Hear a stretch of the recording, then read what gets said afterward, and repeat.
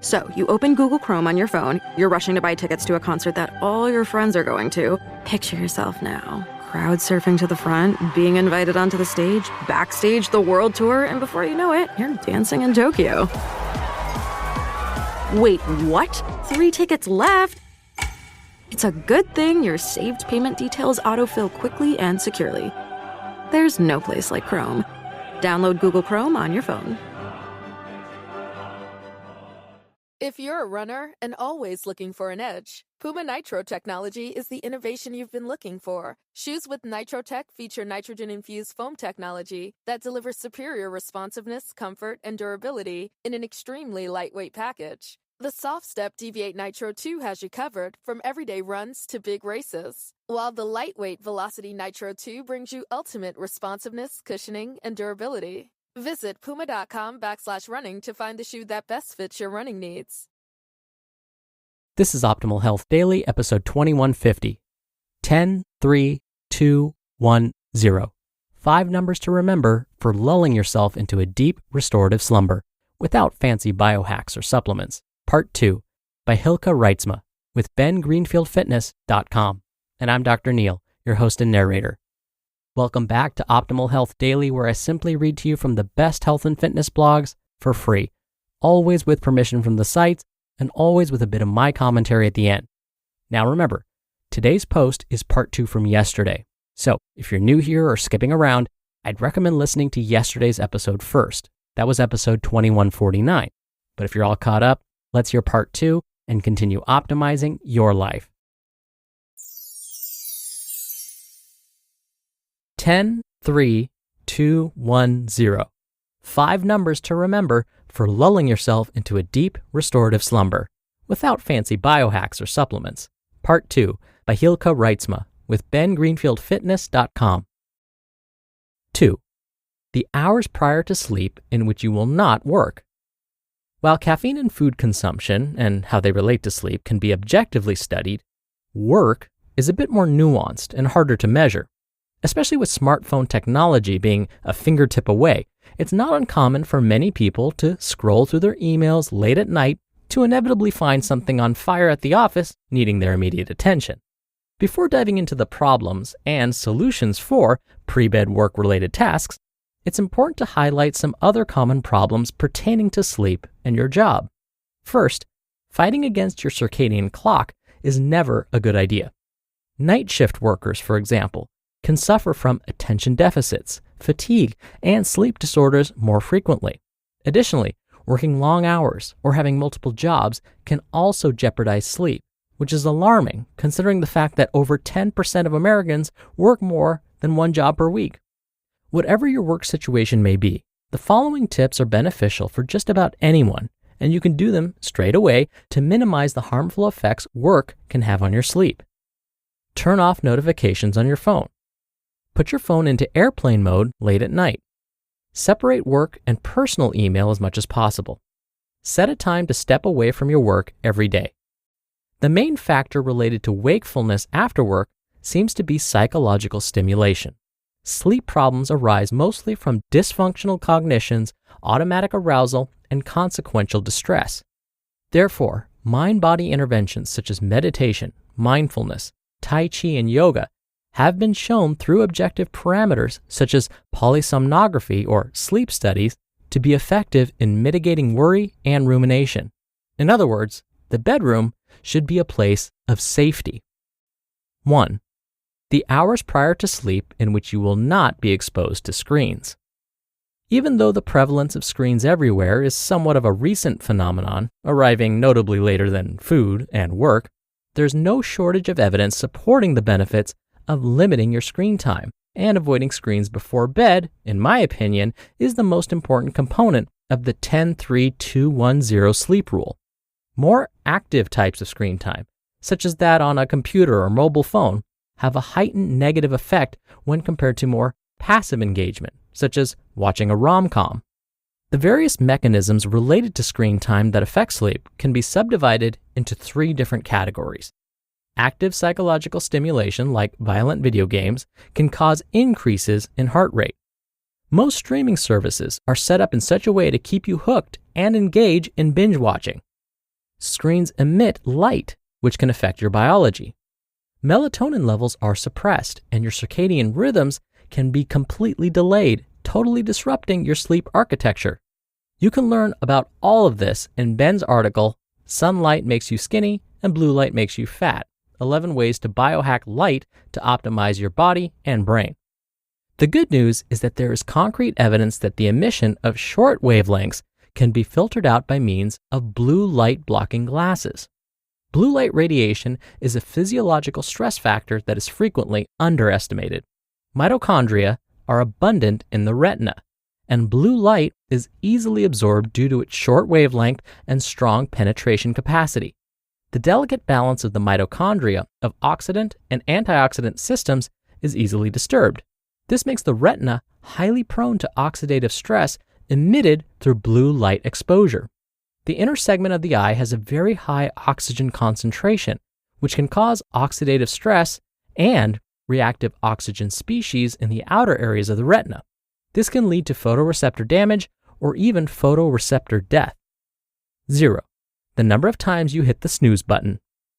Most often, the sleep cycle you're in just before waking is the restorative REM stage.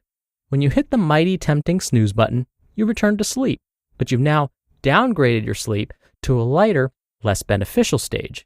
In other words, you are depriving yourself of quality sleep by hitting the snooze button. No matter how good falling back asleep feels, that post-snooze sleep isn't doing you any favors. So if you find yourself snoozing every morning, try setting your alarm closer to whatever time you wake up after snoozing. The strength of a morning routine should not be underestimated, and making the decision not to snooze and sticking to it could be regarded as the first small victory of the day, setting you up for your most optimal day. This could eventually allow you to wake up without an alarm clock, in your natural rhythm, and not be disrupted in the middle of your sleep cycle by a blaring alarm. With that said, there are studies that support a positive relationship between snoozing, dream recollection, and lucid dreaming. Lucid dreaming typically occurs in a hybrid state between sleep and wakefulness.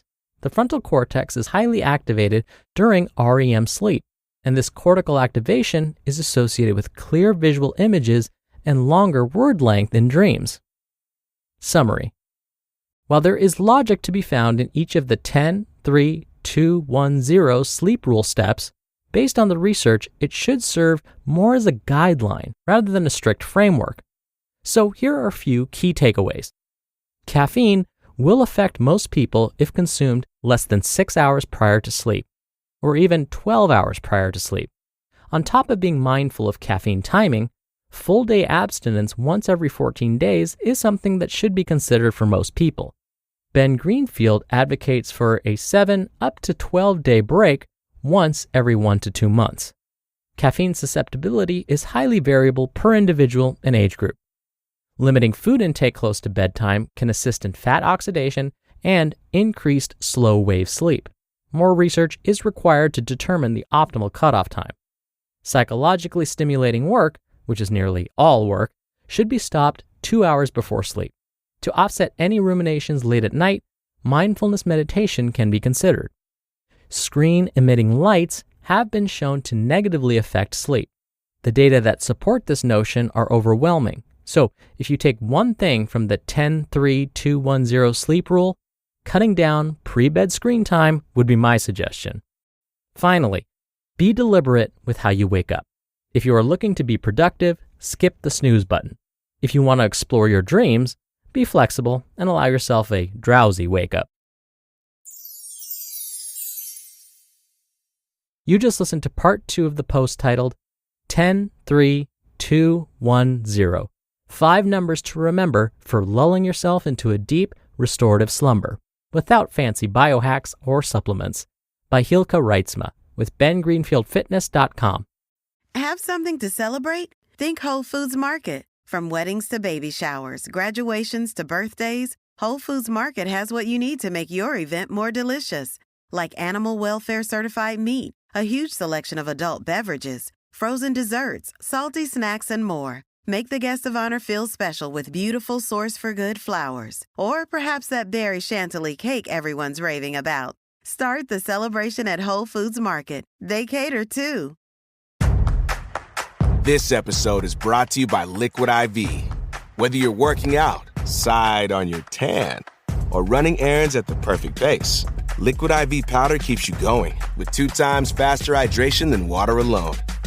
Because real life is extreme enough. Real people, real flavor, real hydrating.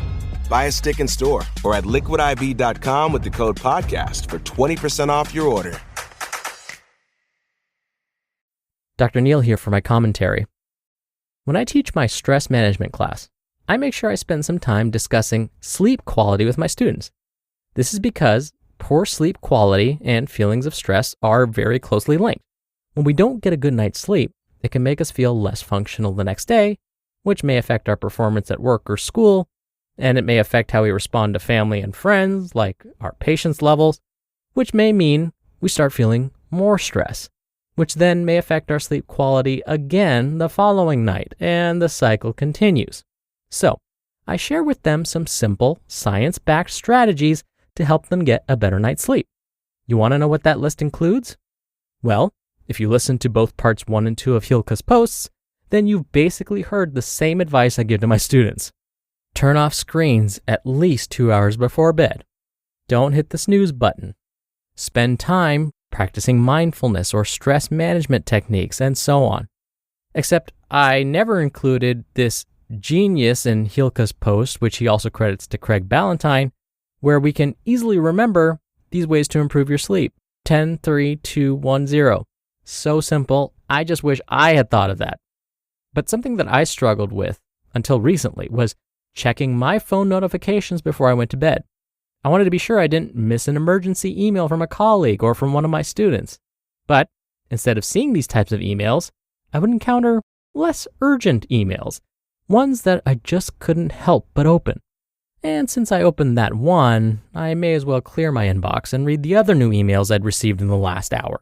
You know, that way my inbox would have no new messages first thing in the morning. Yeah, like that ever happened. When I finally put my phone away and eventually got to sleep, I found I would start dreaming about work. And these weren't relaxing dreams either. These were dreams based on maybe an email I received. And plus, when are dreams about work ever relaxing?